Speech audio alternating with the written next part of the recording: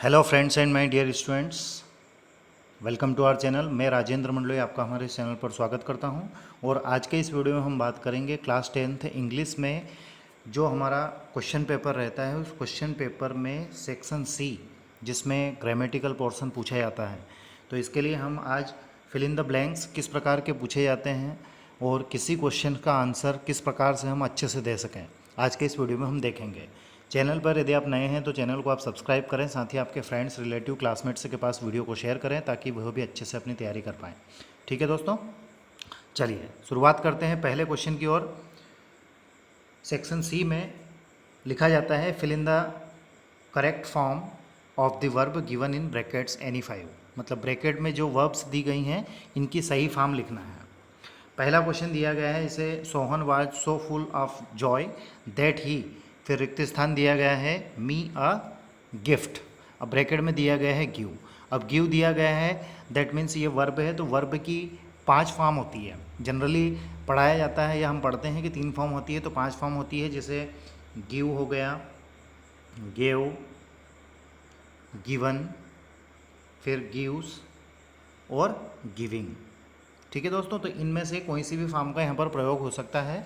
तो वो हमें उस सेंटेंस के स्ट्रक्चर, उसकी फितरत, मतलब किस टेंस से रिलेटेड है, वो चीज़ें हमें देखनी पड़ेंगी। उसके हिसाब से हम इसको लगाएंगे। जैसे यहाँ पर पहला दिया गया है सोहन वाज, तो ये वाज इस बात को इंडिकेट करता है कि दिया गया सेंटेंस जो है वो पास्ट का है। पास्ट दैट मीन्स अब यहाँ से हम स्टार्टिंग करेंगे। यहाँ ही सब्जेक्ट है और ही सब्जेक्ट के तुरंत बाद ही यहाँ पर वर्ब आ रही है, मतलब ये पास्ट इंडेफिनिट की बात कर रहा है। तो पास्ट इंडेफिनिट में वर्ब की कौन सी फॉर्म का यूज़ होता है? सेकंड फॉर्म का। तो यहाँ पर क्या आएगा? गिव के स्थान गिव का यहाँ पर कौन सी फॉर्म लगा दें? हम गेव लगा देंगे। ठीक है दोस्तों, रिक्त स्थान में। तो ये चीज़ें कीवर्ड्स हमें देखने पड़ेंगे।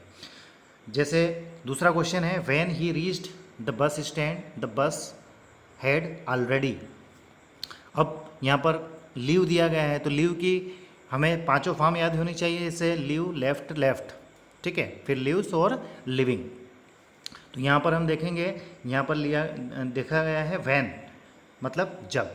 ही रीच्ड, रीच क्या है? वर्ब की सेकंड फॉर्म है। तो यहाँ पर ये सेंटेंस जो है ये पास्ट का है, तो इधर वाला सेंटेंस भी पास्ट का होगा।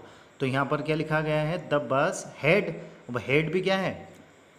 पास्ट परफेक्ट में हेल्पिंग वर्ब के रूप में यूज़ होता है। तो पास्ट परफेक्ट में वर्ब की थर्ड फॉर्म का यूज़ होता है, तो लिव की थर्ड फॉर्म क्या हो जाएगी? लेफ्ट हो जाएगी। तो LEFT यहाँ पर हम आंसर लिखेंगे। ठीक है दोस्तों, फिर उसके बाद में तीसरे क्वेश्चन में शुरुआत में रिक्त स्थान दिया गया है इज़ अ गुड एक्सरसाइज, और यहाँ पर दिया गया है स्विम। तो स्विम की 5 फॉर्मों में स्विम, स्विम, स्विमिंग।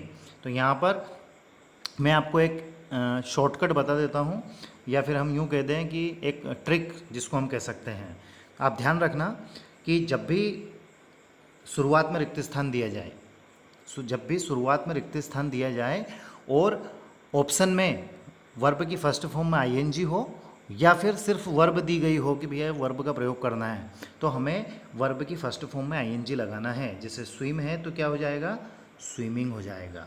तो swimming is a good exercise, ये हमेशा आपको ध्यान रखना है कि वाक्य की शुरुआत में ही रिक्त स्थान दिया जाए और वर्ब की फर्स्ट फॉर्म में ING वाला ऑप्शन दिया जाए, या फिर जहाँ जैसे यहाँ पर सिर्फ वर्ब दी गई है, एक वर्ब, और हमें उनमें 5 फॉर्म में से किसी एक का यूज़ करना है, तो हमें क्या लगाना है?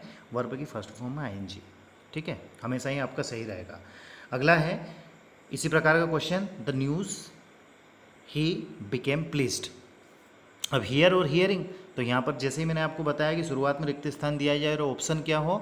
वर्ब की फर्स्ट फॉर्म में ING वाला हो, तो वो लगा देना है। तो यहाँ आएगा hearing the news he became pleased.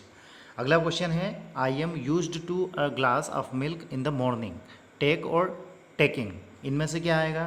तो यहाँ पर भी मैं आपको कुछ कीवर्ड्स बता देता हूँ कि जब भी टू के बाद में रिक्त स्थान आए, जब भी टू के बाद में रिक्त स्थान आए, ठीक है, तो वर्ब की फर्स्ट फॉर्म लगाना है हमेशा। लेकिन यदि सब्जेक्ट के साथ में कोई हेल्पिंग वर्ब हो, specially is, am, are, was और वर, इनको हम कहते हैं बी फॉर्म।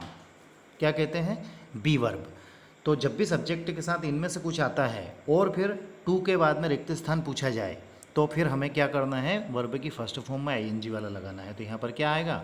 वर्ब की फर्स्ट फॉर्म में ING। आगे बढ़ते हैं।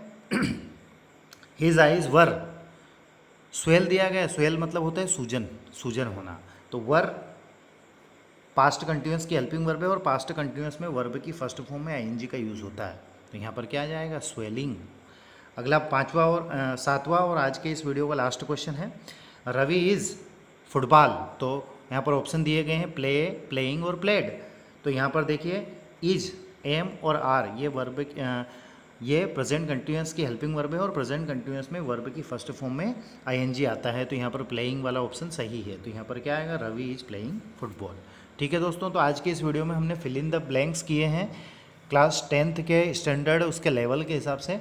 नेक्स्ट वीडियो में हम इसके डूएस डायरेक्टेड करेंगे, जिसमें ग्रामेटिकल पोर्शन, चाहे वो एक्टिव पैसिव हो, नरेशन हो, इफ़ अनलेस हो, नो सुनर देन हो, या किसी एक सेंटेंस को किसी दूसरे टेंस में परिवर्तित करना हो, ये सारी चीज़ें हम नेक्स्ट वीडियो में देखेंगे।